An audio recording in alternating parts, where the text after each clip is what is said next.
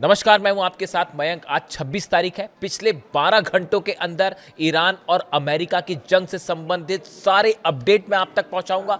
मैं आपको बताऊंगा कैसे तेहरान हो, इस्लामाबाद हो, चाहे हॉर्मुज हो, हर जगह ईरान अमेरिका पर भारी पड़ता दिखाई दे रहा है और डोनाल्ड ट्रंप हो गए चारों खाने चित। लेकिन इस वीडियो की शुरुआत करते हैं एक ऐसी खबर से जो अमेरिका से आ रही है, जिसने पूरी दुनिया में सनसनी फैला दी है। वॉशिंगटन में हिल्टन में एक प्रोग्राम चल रहा था। इस प्रोग्राम में डोनाल्ड ट्रंप और उपराष्ट्रपति जेडी वेंस भी मौजूद थे और इस प्रोग्राम में अचानक गोलीबारी होने लगी, गोलियां चलने लगी। उसके बाद डोनाल्ड ट्रंप के जो एजेंट्स हैं उन्होंने डोनाल्ड ट्रंप को घेर लिया। उन सब के हाथ में गन्स थी और डोनाल्ड ट्रंप को तुरंत वहां से हटाया गया, वहां से ले जाया गया। ऐसे ही पीट हेग्सेथ को भी वहां से दौड़ते भागते हटाया गया है और माना जा रहा है इस तरह की खबरें आ रही हैं।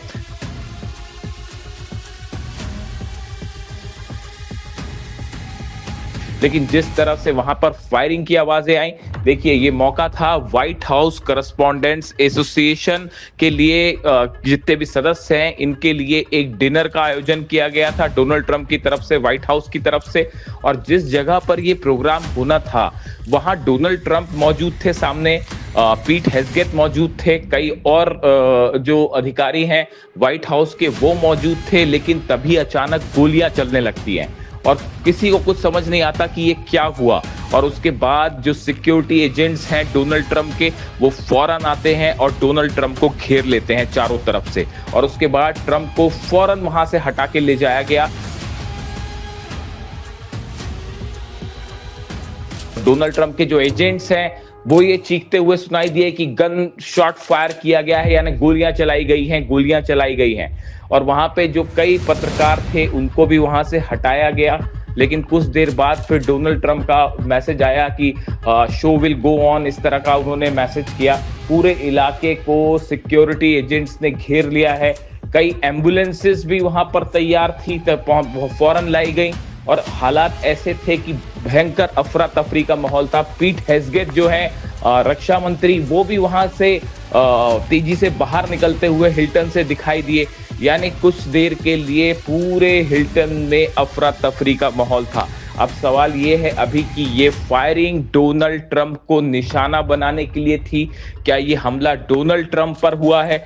क्या इसका किसी तरह से कोई लेना देना ईरान की जंग से है? ये वो तमाम सवाल है जिसको लेकर इन्वेस्टिगेशन जारी है। जो तस्वीरें वहां से आ रही हैं, पूरे इलाके को पुलिस ने घेर रखा है। चप्पे चप्पे पर सिक्योरिटी एजेंट्स हैं। आसपास के पूरे इलाके की जो है उसका तलाशी अभियान जारी है कि क्या और भी हमलावर मौजूद हो सकते हैं। देखिए जिस तरह से डोनाल्ड ट्रंप खुद इस प्रोग्राम में मौजूद थे और वहां जो सब कुछ हुआ वो बिल्कुल फिल्मी अंदाज में हुआ। ऐसा लग रहा था जैसे कोई हॉलीवुड की मूवी चल रही है। अब कई तरह के स्पेकुलेशंस हैं, कई तरह के इसमें चीजें सामने निकल के आ रही हैं। देखिए एक तो वहां पत्रकार पूरे मौजूद थे, व्हाइट हाउस करस्पॉन्डेंट एसोसिएशन का प्रोग्राम था, यानी जितने बड़े पत्रकार हैं वो सब मौजूद थे। उनके सामने स्टेज पर डोनाल्ड ट्रंप बैठे हुए हैं, गोलियों की आवाज आती है और उनको वहां से ले जाया जाता है।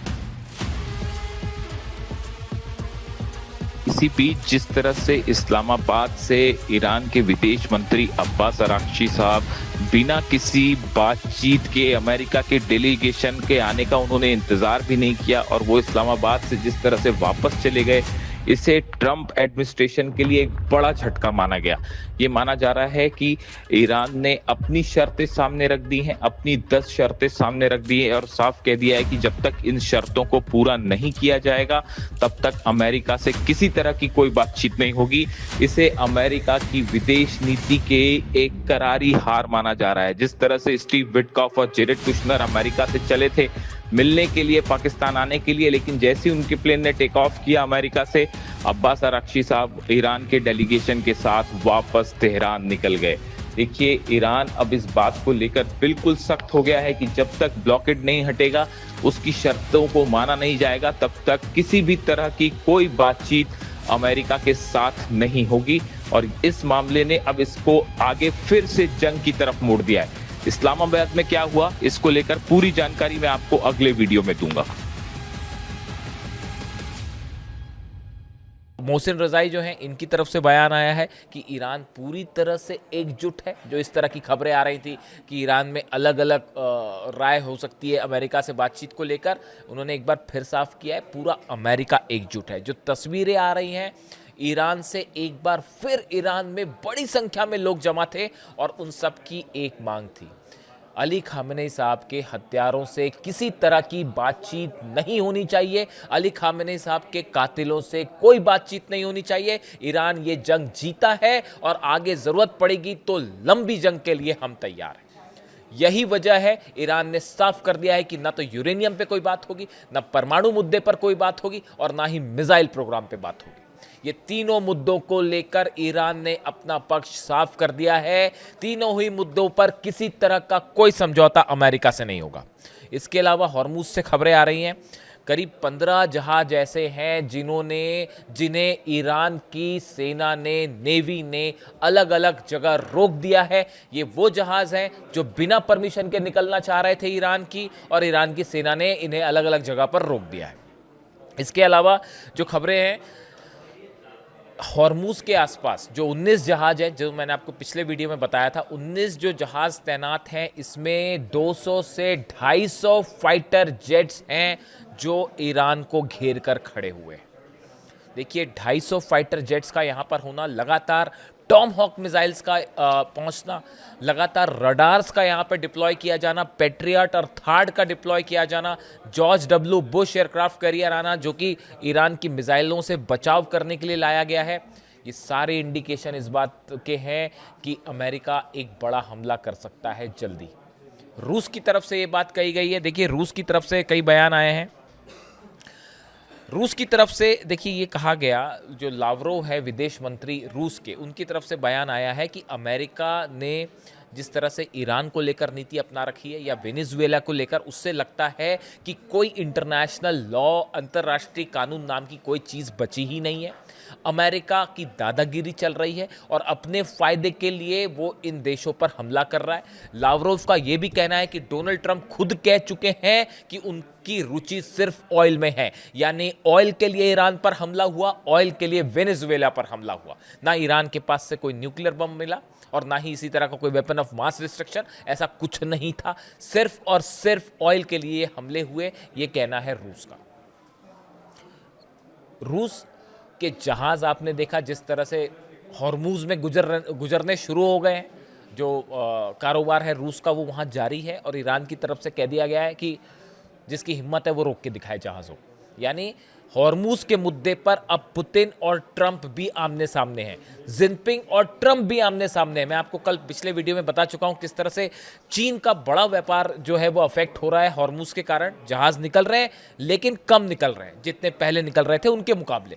यानी चीन भी आमने सामने है और चीन भी अमेरिका के आमने सामने हो रखा है और पुतिन भी हो रखे। देखिए इसी बीच ईरान की तरफ से बात साफ कर दी गई है कि ब्लॉकेड जब तक अमेरिका नहीं हटाएगा कोई बात नहीं होगी, परमाणु मुद्दे पर कोई बात नहीं होगी, यूरेनियम पर बात नहीं होगी और मिसाइल पर कोई बात नहीं होगी। यानी अब ईरान की सरकार, ईरान की जनता अपने टर्म्स पर आगे बढ़ने को तैयार है, जो वहाँ की जनता ने कहा। देखिए मैं आपको पहले बता चुका हूँ कि वहाँ ईरान में फैसला हो चुका है कि जो जनता चाहेगी वैसा ही होगा और जनता का अब ये फैसला है कि अब जो बातचीत होगी, नहीं होगी, क्या होगा, वो सब ईरान की मर्जी के मुताबिक होगा। अब ये दबाव डालना, चाहे जो करना है कर लीजिए, ईरान अब रत्ती भर भी झुकने को तैयार नहीं है। तो अब हालात ऐसे हैं कि मामला एक बार फिर फंस चुका है और हर कोई जान रहा है कि यहाँ से आगे का जो रास्ता है वो सिर्फ और सिर्फ जंग की तरफ जा रहा है। इसके अलावा और कोई रास्ता दिखाई नहीं दे रहा है। देखिए हॉर्मुज के हालात ये हैं, हॉर्मुज में जो हालात हैं ये ज़्यादा दिन तक नहीं बने नहीं रह सकते। उसकी वजह ये है पूरे दुनिया का ऑयल बिजनेस अफेक्ट हो रहा है, पूरे अरब का ऑयल अफेक्ट हो रहा है, चाइना का, रशिया का, यहाँ तक कि जितने साउथ एशिया के देश हैं जहाँ ऑयल सप्लाई हो रही थी वो सब रुक चुकी है। ऐसे हालात में यहाँ पे जो माइंस हटाने की बात हो रही है कि जहाज़ जापान से आ रहे हैं और वो माइंस हटाएंगे, उसमें कम से कम 6 से 7 महीने का वक्त लगेगा। जो माइंस हैं उनकी कीमत बेहद कम है और जो हटाने की प्रक्रिया है वो बहुत महंगी है, बहुत कॉस्टली और बहुत लंबा भी चलेगी। इस सूरत में हकीकत ये है कि ईरान ने अमेरिका का की दुखती रग पकड़ रखी है। डोनाल्ड ट्रंप को ना ये समझ में आ रहा है, देखिए बातचीत करने के लिए अब ईरान तैयार नहीं है। वहाँ पे आप डिप्लोमेसी की टेबल पर हार गए और जंग की स्थिति ये है कि अगर हमला करते हैं तो उसका नतीजा एक भयंकर विनाश के रूप में देखने को मिल सकता है पूरे अरब में, और बड़ी संख्या में कैजुअलिटी होगी अमेरिका की सेना की। इससे जुड़ा जो भी अपडेट होगा वो आप तक पहुँचाऊँगा। कमेंट करके बताइए वीडियो कैसा लगा। Thank you so much.